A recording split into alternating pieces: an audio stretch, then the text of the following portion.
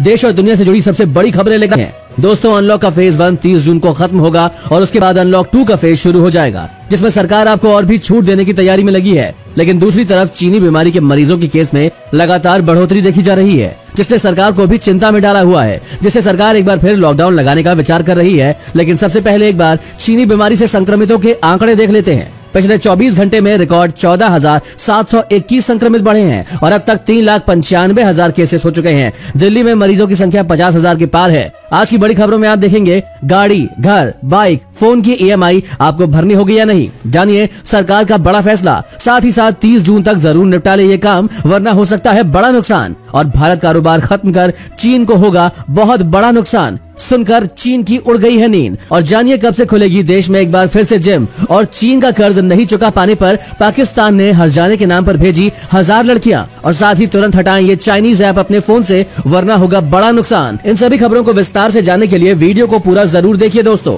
लेकिन उससे पहले इस वीडियो को बनाने में मुझे बहुत मेहनत लगती है और इस मेहनत के लिए वीडियो को आप एक छोटा सा लाइक जरूर कर दें। फटाफट से ले चलते हैं आपको हमारी आज की सबसे पहली बड़ी खबर की तरफ। EMI आपको भरनी होगी या नहीं, जाने सरकार का बड़ा फैसला। दोस्तों, जैसा कि आप जानते हैं, लॉकडाउन की शुरुआत होते ही सरकार ने 3 महीने की राहत देते हुए EMI को रद्द कर दिया था। ऐसे में किश्त भरने वाले लोगों के लिए सरकार ने ये विकल्प दिया था कि वो 3 महीने तक अपनी EMI को रोक सकते हैं। लॉकडाउन में नौकरी से निकाले जाने पर और वेतन कम मिलने के कारण सरकार ने लोगों के हित में यह निर्णय लिया था। लेकिन अब 3 महीने की ये तिथि खत्म हो चुकी है और ऐसे में सरकार ने EMI को लेकर आगे और कोई निर्देश जारी नहीं किए हैं। इसे देखते हुए ऐसा लगता है कि अब दोबारा से EMI भरना शुरू कर दिया जाएगा। बैंक वाले भी इसको लेकर लगातार सरकार से यही याचिका दायर कर रहे हैं कि इसे और आगे ना बढ़ाया जाए। दोस्तों, आपको क्या लगता है, सरकार को EMI पर थोड़ी और छूट देनी चाहिए या नहीं? हमें नीचे कमेंट करके जरूर बताएं। फिलहाल जाने 30 जून तक जरूर निपटा ले ये काम, वरना हो सकता है बड़ा नुकसान। दोस्तों, वित्त वर्ष 31 मार्च को समाप्त होता है और यह वह तारीख होती है जिस समय तक कई सारे वित्तीय काम निपटाने होते हैं। इनमें टैक्स सेविंग, इन्वेस्टमेंट करना और विलंब से अपना ITR भरना भी शामिल है। लेकिन इस बार महामारी के संक्रमण को फैलने से रोकने के लिए 25 मार्च को ही देश भर में लॉकडाउन लागू कर दिया गया था। इस वजह से कई सारे कार्यों की अंतिम तारीख को आगे बढ़ाकर 30 जून कर दिया गया। इन्हीं कामों में से एक जरूरी काम है ITR दाखिल करना। वित्त वर्ष 2019 के लिए विलंब से ITR दाखिल करने की अंतिम तारीख 31 मार्च 2020 थी, जिसे 30 जून 2020 तक बढ़ाया जा चुका है। अब जो लोग वित्त वर्ष 2019 के लिए विलंब ITR या संशोधित रिटर्न दाखिल करना चाहते हैं, वे 30 जून 2020 तक इसे दाखिल कर सकते हैं। अगर किसी ने अपना पिछला ITR दाखिल करते समय कोई गलती की हुई है तो वो भी 30 जून तक संशोधित रिटर्न भर सकता है। अब चलते हैं, भारत कारोबार खत्म कर चीन को होगा इतना बड़ा नुकसान। भारत चीन का कारोबार खत्म कर उसको करीबन 5.7 लाख करोड़ का नुकसान पहुंचा सकता है। इसके लिए भारत को सिर्फ करीब 1.37 लाख करोड़ रुपए का नुकसान झेलना पड़ेगा। भारत चीन से जितना आयात करता है उसकी तुलना में काफी कम उसे निर्यात करता है। वर्ष 2019 में भारत ने चीन से करीब 75 अरब डॉलर के सामान का आयात किया और उससे सिर्फ करीबन 18 अरब डॉलर का निर्यात किया। इस दौरान भारत को 56.77 अरब डॉलर का व्यापार का घाटा हुआ। कारोबार खत्म कर भारत इस घाटे से बच सकता है और चीन की अर्थव्यवस्था को घुटने के बल झुका भी सकता है। इसके लिए हालांकि सरकार को कुछ जरूरी चीजें करनी होगी। भारत में कई उद्योग चीन से आए सामानों पर निर्भर है, इसलिए चीन से आयात बंद करने से पहले इन उद्योगों के लिए कोई दूसरा विकल्प खोजना होगा। कच्चा माल और मटेरियल की आपूर्ति गड़बड़ाने के कारण भारत में steel, oil and gas, pharma, auto, consumer durables, IT service और केमिकल सेक्टर सबसे ज्यादा प्रभावित होंगे। Bharat mobile handset, TV set और कुछ अन्य इलेक्ट्रॉनिक उत्पादों के मामले में भी चीन पर निर्भर है। यदि भारत स्वदेश में इन सभी की फैक्ट्रियां शुरू कर दे तो भारत चीन से आए हुए सामान का बहिष्कार कर सकता है। इस वीडियो को देखते रहिए दोस्तों, क्योंकि आगे आने वाला है। पुलिस बेवजह रोके गाड़ी तो फौरन करे ये काम। पुलिस आपका कुछ नहीं बिगाड़ पाएगी। अब जानते हैं कि आखिर कब से खुलेगी जिम। दोस्तों, जब से लॉकडाउन खत्म हुआ है, लोगों के मन में एक ही सवाल है कि जिम कब से खुलेंगे। अनलॉक फेज में सरकार ने कई तरह की छूट लोगों को दी है, लेकिन जिम जाने की छूट इसमें शामिल नहीं है। वहीं लॉकडाउन में घर बैठे खा पीकर लोगों का जो पेट बाहर निकल आया है, उसे अंदर करने के लिए लोग जिम जाने के लिए उत्सुक हैं। लेकिन आखिर जिम कब से खुलेंगे?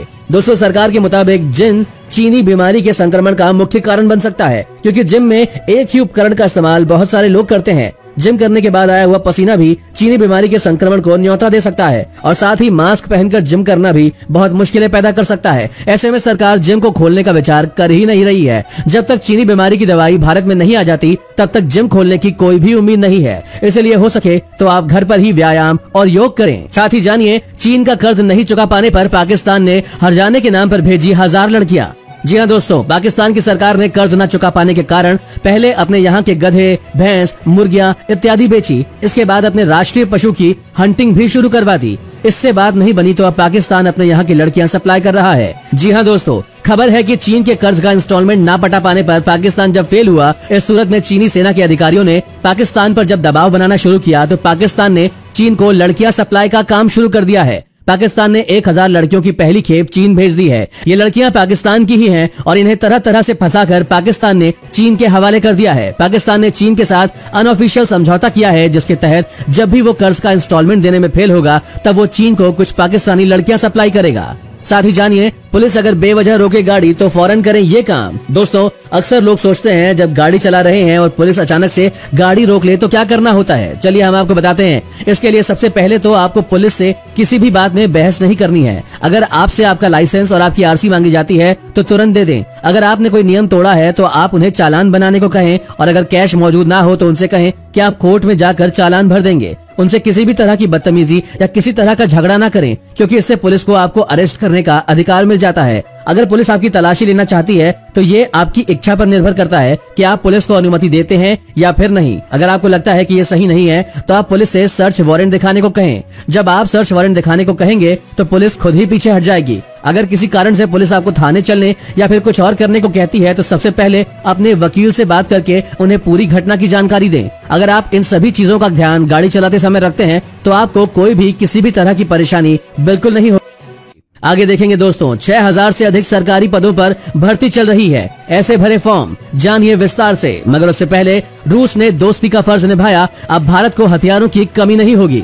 जी हाँ दोस्तों, रूस ने भारत से सदियों पुरानी दोस्ती का कर्ज चुकता किया है। वैसे तो रूस ने चीन से भी अच्छे संबंध रखे हैं, पर महामारी फैलाने वाले और दुनिया में दादागिरी करने वाले चीन के साथ अब रूस भी दिखाई नहीं देता। रूस ने भारत चीन तनाव के बीच खुलकर भारत का समर्थन कर दिया है। रूस ने भारत को एक ही मांग पर एक ही झटके में 33 फाइटर जेट्स दे दिए हैं, जिनमें 12 सुखोई 30 MK1 और 21 MiG-29 जेट्स हैं। दोनों जेट्स एक हफ्ते में ही भारत को सप्लाई कर दिए जाएंगे। इसके साथ ही रूस ने ऐलान कर दिया है कि अगर भारत का किसी से युद्ध होगा तो रूस भारत को हथियारों की कोई कमी नहीं होने देगा। न्यूज लाइन की खबर के मुताबिक रूस ने साफ कर दिया है कि अगर चीन और भारत में युद्ध की स्थिति बनती है तो फिर रूस भारत का ही साथ देगा। हालांकि रूस चीन के खिलाफ सैन्य कार्यवाही तो नहीं करेगा, पर भारत को हथियारों की फुल सप्लाई करेगा। इसी के साथ जानिए, दिल्ली में एसी फटने के कारण पूरे घर में लगी आग। जानिए पूरी घटना। दिल्ली के नवादा हाउसिंग कॉम्प्लेक्स में एक एसी फटने की वजह से पूरे घर में आग लग गई, जिसके कारण इस घर में रहने वाले एक 55 साल के व्यक्ति की मौत हो गई। परिजनों ने BSES पर आरोप लगाते हुए कहा कि बिजली को काफी देर से काटा गया। परिजनों ने कहा है कि बताने के बावजूद बिजली को काफी देर के बाद काटा गया, जिससे आग पूरे घर में फैल गई। यह घटना नवादा हाउसिंग कॉम्प्लेक्स के 3रे फ्लोर में एक फ्लैट में हुई। गर्मियों में दिन भर एसी चलने के कारण कई बार एसी में ओवरलोड हो जाता है, जिसके कारण शॉर्ट सर्किट हो सकता है। इसकी वजह से एसी में आग लगने का खतरा बना रहता है। यदि आपके घर में भी एसी है तो गर्मी के कारण आप दिन भर एसी ना चलाएं। एसी को 1 घंटे में रेस्ट दीजिए ताकि ऐसी स्थिति कभी उत्पन्न न हो।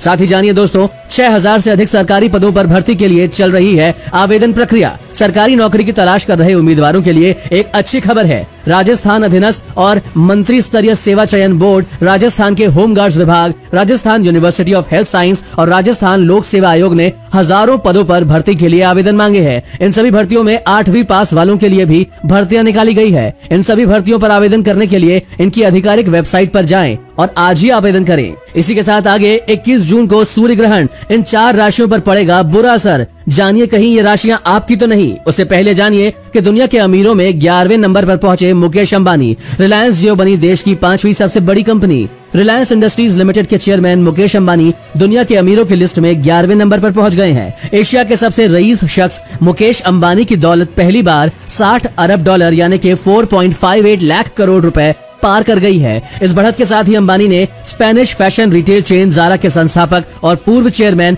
अमानसियो ऑर्टेगो को पीछे छोड़ दिया। इस बीच रिलायंस इंडस्ट्रीज लिमिटेड पूरी तरह से कर्ज मुक्त बन गया है। यही नहीं, कंपनी का मार्केट कैपिटलाइजेशन भी 11.18 लाख करोड़ रुपए हो गया है। रिलायंस इंडस्ट्रीज के मालिकाना हक वाली कंपनी जियो प्लेटफॉर्म्स अब वैल्यूएशन के मामले में देश की 5वीं सबसे बड़ी कंपनी बन गई है। अब जियो के आगे सिर्फ उसकी parent company Reliance industries, TCS, HDFC bank और हिंदुस्तान यूनिलीवर है। बीते 2 महीनों में रिलायंस जियो में 11 टेक कंपनियों ने निवेश किया है। इसके साथ ही जियो की वैल्यूएशन 4.91 लाख करोड़ रुपए के पार पहुंच गई है। साथ ही जानिए सरकार दे रही है 25,000 रुपए कमाने का मौका, जाने कैसे उठाए फायदा। दोस्तों, मोदी सरकार द्वारा श्रमिकों को उनके गांव के पास ही रोजगार दिलाने के लिए अभियान चलाया जाएगा, जिसको गरीब कल्याण रोजगार अभियान का नाम दिया गया है। इसमें श्रमिकों को उनके स्किल के हिसाब से 25 सरकारी योजनाओं में काम मिलेगा। यह योजनाएं देश के 6 राज्यों में 116 जिलों में लागू की जा रही है। केंद्रीय ग्रामीण विकास मंत्रालय, जो कि इस अभियान के लिए नोडल मंत्रालय बनाया गया है, कि एक वरिष्ठ अधिकारी का कहना है कि इस रोजगार अभियान में काम कराने से लेकर मजदूरी के भुगतान का काम सब राज्य सरकार के अधिकारी ही करेंगे। इसलिए काम पाने के इच्छुक व्यक्ति सीधा केंद्र सरकार से संपर्क साधने के बजाय अपने ब्लॉक या तहसील के अधिकारियों और कर्मचारियों से संपर्क में रहे। केंद्रीय वित्त मंत्री निर्मला सीतारमण ने स्पष्ट कर दिया है कि अगले 125 दिनों में 50,000 करोड़ रुपए से ग्रामीण अर्थव्यवस्था से जुड़ी संरचना जैसे कुआं, तालाब आदि बनवाया जाएगा। इनमें मजदूरों को काम दिया जाएगा। आगे देखिए, सुशांत सिंह मामले में पुलिस ने की रिया चक्रवर्ती से पूछताछ, कही ये बातें। उससे पहले जानिए 21 जून को है सूर्य ग्रहण, इन 4 राशियों पर पड़ेगा बुरा असर। जानिए कहीं आपकी राशि भी तो नहीं है इनमें से। 21 जून को सूर्य ग्रहण लगेगा। इस साल का यह पहला सूर्य ग्रहण होगा। यह सूर्य ग्रहण भारतीय समय अनुसार सुबह 9:15 से शुरू होगा और दोपहर 3:04 तक रहेगा। इस सूर्य ग्रहण के समय मंगल मीन राशि में रहते हुए मिथुन के ग्रहों पर बुरी नजर डाल रहा है तथा इसी राशि में राहु भी सूर्य और चंद्रमा को परेशान कर रहा है। इसलिए सूर्य ग्रहण मिथुन राशि के लिए अधिक अशुभकारी है। इसके अलावा कर्क, कुंभ, वृश्चिक राशि के जातकों के लिए भी यह सूर्य ग्रहण अमंगलकारी होगा। इसके अशुभ प्रभावों से बचने के लिए इन राशि के लोगों को गणपति जी की पूजा करनी चाहिए और यदि आप महामृत्युंजय मंत्र का जाप करें तो यह भी बहुत अच्छा होगा। साथ ही जानिए 20 जून को पीएम मोदी का बड़ा ऐलान। महामारी की वजह से चल रहे लॉकडाउन को लेकर गांव लौटे मजदूरों के लिए पीएम मोदी ने एक अभियान चलाया है जो 125 दिनों का होगा। इसमें 25 तरह के कामों की लिस्ट बनाई गई है जिसके अंतर्गत घर लौटे मजदूरों को काम दिया जाएगा। इस पर 50,000 करोड़ रुपए खर्च भी किए जाएंगे। यह केंद्र सरकार की ओर से घोषित 20 लाख करोड़ के आर्थिक पैकेज का हिस्सा है। सूत्रों के अनुसार इस योजना के तहत 120 जिलों के लगभग 60 लाख कामगारों पर फोकस होगा। सरकार इस योजना के तहत पूरे देश में 120 जिलों पर खास फोकस करेगी जहां महामारी के बाद लगे लॉकडाउन के बाद सबसे अधिक प्रवासी कामगार पहुंचे हैं। इनमें 50 से अधिक जिले बिहार और उत्तर प्रदेश में है। अब जानिए सुशांत सिंह मामले में पुलिस ने की रिया चक्रवर्ती से पूछताछ, कही ये बातें। गुरुवार को मुंबई पुलिस ने सुशांत सिंह राजपूत की कथित गर्लफ्रेंड रिया चक्रवर्ती से करीब 10 घंटे की पूछताछ की। रिया ने पुलिस को बताया कि सुशांत ने करीबन 1 साल पहले जब वो रिलेशनशिप में नहीं थे उनसे यशराज फिल्म छोड़ने के लिए कहा था, लेकिन रिया ने ऐसा नहीं किया क्योंकि उसे ऐसा कोई अनुभव नहीं हुआ था। रिया ने सुशांत और अपने रिश्ते के बारे में बताया कि सुशांत यशराज फिल्म की शुद्ध देसी रोमांस से फिल्म कर रहा था और यशराज फिल्म की मेरे डैड की मारुति की शूटिंग रिया कर रही थी। तभी पहली बार हम दोनों मिले और फिर इंडस्ट्री की पार्टीज में मुलाकात होना शुरू हो गई और हमारी दोस्ती हुई। फिर साल 2019 में सुशांत ने मुझे प्रपोज किया। रिया ने पुलिस को बताया कि सितंबर 2019 में दिल बेचारा फिल्म पूरी करने के बाद सुशांत को डिप्रेशन होने के संकेत मिलने लगे थे। शुरुआत में सुशांत ने उसे नजरअंदाज करना शुरू किया, लेकिन धीरे धीरे तकलीफ बढ़ने लगी। रिया के मुताबिक वही सुशांत को डॉक्टर के पास ले गई थी और सुशांत का इलाज शुरू करवाया। रिया के मुताबिक सुशांत दवाइयां ठीक से नहीं ले रहे थे। रिया ने सुशांत के साथ रहकर उसका ख्याल रखा, लेकिन एक दिन सुशांत ने ही रिया से कहा कि वो कुछ दिनों के लिए वहां से चली जाए। सुशांत ने कहा कि वो कुछ दिनों के लिए अकेले रहना चाहते हैं।